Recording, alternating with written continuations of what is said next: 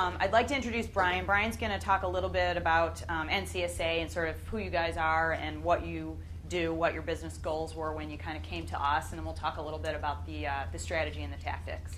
Thanks, Kelly. Okay, what NCSA Sports is we are a college recruiter, essentially. I kind of compare us to a Match.com and a Monster.com. From a Match.com perspective, we go to high school student athletes across the country. We build them a web portal and put them into our database and try to actively match them with college recruiters to play college sports. So we put a video in there, we put a transcript in there, we put all their athletic and academic information in there, and then we also talk to the student about what they're looking for in a college. Do they want to go to a big school or want to go to a small school? What's their athletic ability? And really try to be that matchmaker and actually match that information directly with college coaches and what college coaches are telling us. So they're looking for athletes in Wisconsin that play soccer, that have a 2.8 GPA and a 30 ACT, and they're left-footed, and they might be a forward. They're only looking at defenders this year, and really try to become a matchmaker. And the other part of our business is also what I would call Monster.com, and that's the college coaches are actively coming into our database and looking for high school student athletes that really fit their what they're looking for from the recruitment standpoint. Then the backside of our business is counseling the family on the back end. This is how the college recruiting process works. In our space, there's not a lot of information out there about, I want to play college sports, how can I make this happen? Most people fall back on some old myths of, my high school coach will help me. If I'm good enough, they'll find me. I don't need to worry about this till I'm a senior year. Well, the reality is, if you really want to play college sports and you're a decent high school athlete, there's probably a school out there for you. The opportunities are a lot bigger than anyone really thinks. And two, you can't just sit back. You need to be proactive. You should probably be starting as a freshman or a sophomore. People always ask me, when's the ideal time to start going through the college recruiting process? And I always say, as soon as you're sure you want to play college sports, you should start immediately, because you really can't start soon enough. The old adage we always say is, there's never been a college athlete who had too much help or started too early. So traditionally, our lead generation model has been employing different former athletes and different former coaches and going to different high schools and talking to them in person. And our audience is really finding both the student athlete, but most importantly, that parent. Because when that involvement is together, the sales process for us is night and day. So speaking to them on a one-on-one basis at these high schools from someone who's educated about the process and giving them that education first, and then gathering the lead and putting them through our sales cycle. One of the common questions we always get is, who pays for our service? And it is the parents. It's entirely free to college coaches. So really we are always trying to recreate the exact same model online. Obviously, it's not as easy as having a former NFL pro come up and talk to a bunch of parents in a high school gym and the athletic directors there on the side, giving a pat on the back. Right away, very authentic, very real. So we're trying to create that same experience online. We've been working with a different company, a competitor to Marcel in a different city, and we really didn't feel, one, the customer service, or two, that we were really reaching our potential from both the SEO perspective, but also just a pure PPC perspective. So we came to Marcel looking to not only find more leads, but really to find high-quality leads, and particularly the parent lead. I forgot to mention one important fact, which is Brian has the best title of anyone in the room, which is Director of Social Media. Pretty cool, huh? I forgot to mention that early on. Fantastic.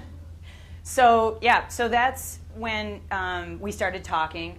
Brian and I sat down. We went through some of the different services that they were receiving from the former company that they had been working with, and we talked about some of those particular tactics and ways that Marcel could hopefully improve upon what was being done, and then also some of the additional areas that they wanted to move into and testing different things, and sort of how we can continue to move the needle for NCSA. We identified right away, as Brian kind of just laid out, their goal is very straightforward. It's lead generation, and it's parent leads over kid or athlete leads, which, athlete leads are good. There's sort of a weighted model there.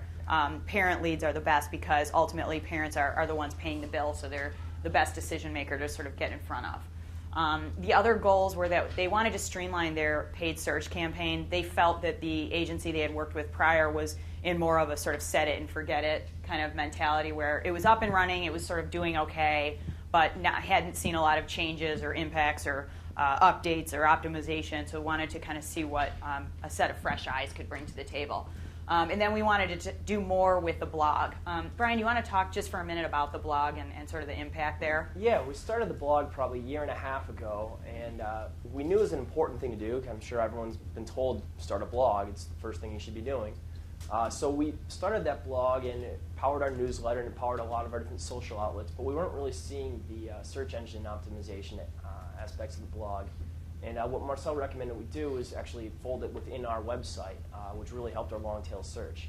Sort of our underlying marketing message is education first. In our space, there's really not a lot of education on how does the college recruiting process work.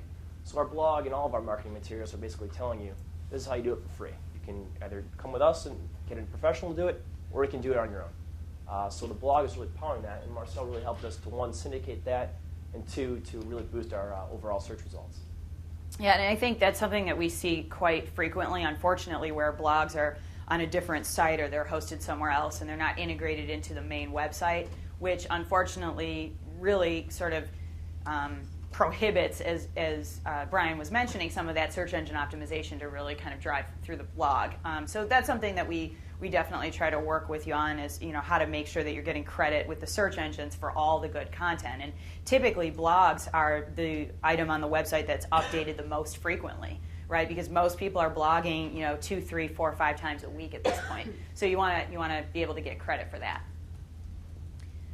So in terms of tactics, I think we felt like we sort of had our work cut out for us on the paid search campaign. We sort of dug in, we looked at the analytics, we did a lot of analysis to understand what sort of changes needed to take place in order to get NCSA more of those parent leads that were so crucial and such an important part of the business, and what we needed to test within the campaigns, all the different variables.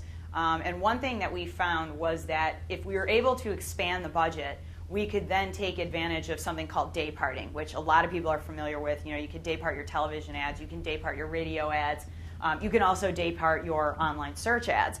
So we went in and we expanded the day parting targeting, and we looked at ways to build on the amount of traffic that we were getting while keeping the expenses within reason. We certainly grew the budget. We're spending more money than we were spending before, but we're seeing a much greater return on that.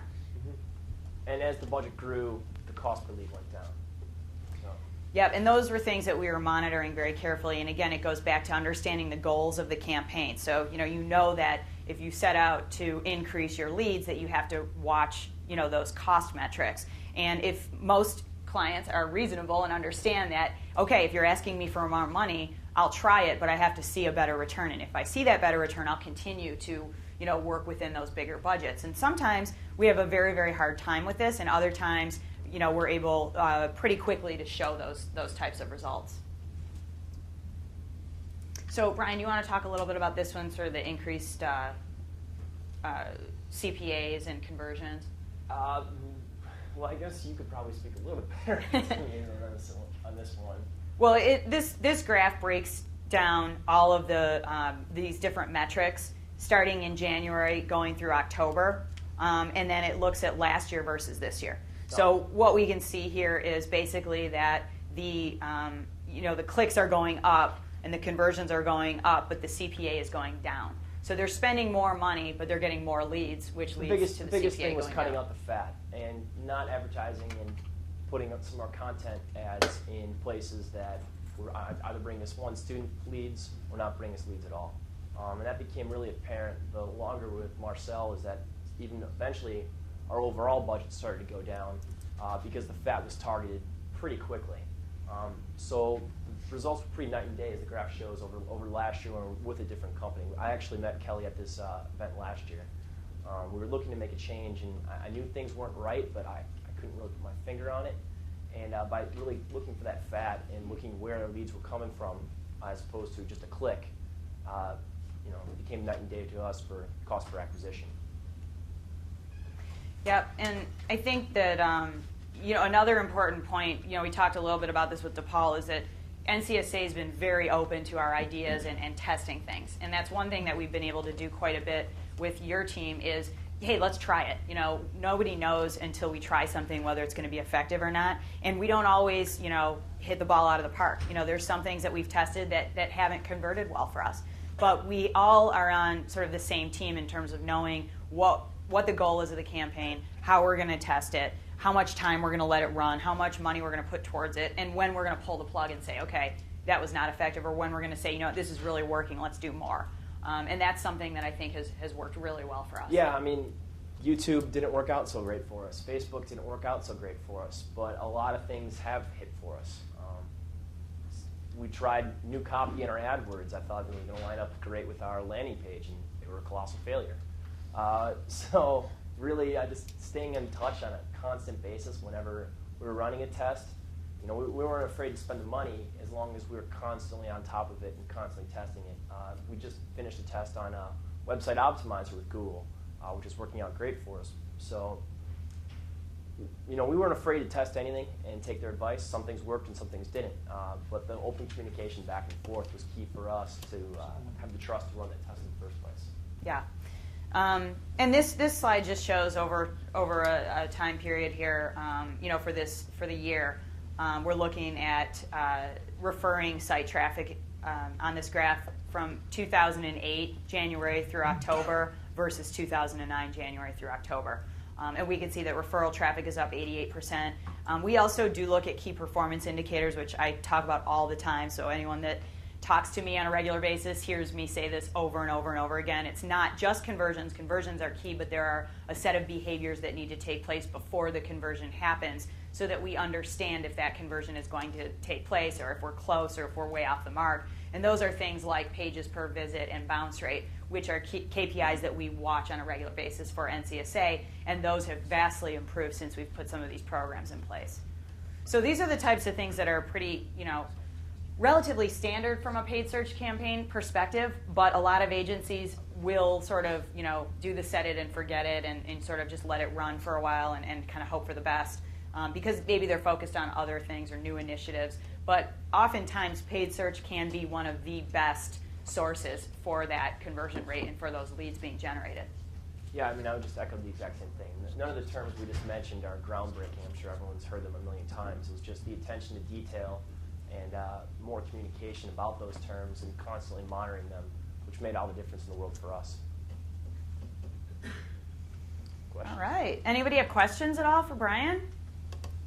Come on, I know you have questions. We're good. Leo, no questions this whole day? You said. Oh, you did ask one. Okay. Yes, You Steve. said the YouTube didn't work. I can't believe you're not using the video on the Our site. YouTube channel works great. Our advertising on YouTube didn't work. We're actually currently building out an on-site video channel because we get so many hits on our YouTube channel that Marcel's actually worked with us in-depthly, making sure it's search engine optimized as much as possible. So our content on YouTube has been great. Our actual ad targeting on YouTube was not so great. Yep, and that was one of those things. Nobody knew for sure. We kind of thought it was going to work. Probably in the future it will work. Right now, where we're at our cost per lead, it didn't make sense because we can get other leads for a cheaper price, but we know what it costs now. And so at some point when we're starting to max out some more of our leads, we probably will come back to it. And that's a really important thing, I think, is matching up the strategy or the goal with the channel that you're working with. When clients come to me and say, well, it's all about leads, all we care about is leads, I don't typically go in and say, okay, well, let's run a big banner ad campaign. Banner ads have a different objective or a different goal. They can convert into leads, absolutely, but typically paid search is a better channel to use for a strict, direct response or lead conversion type of strategy or goal. So, we try to look at that on a case-by-case basis, and we try to test things because, who knows? I might think, hey, Facebook ads are going to be the best thing ever, and Brian might think, no, they're not going to work at all. We could argue about it, or we can run a test and we can look at the data, and then there's no egos involved. Hey, the data showed it didn't work. Let's move on to the next thing. Anyone else? Questions? Okay, well, thank you so much, Brian.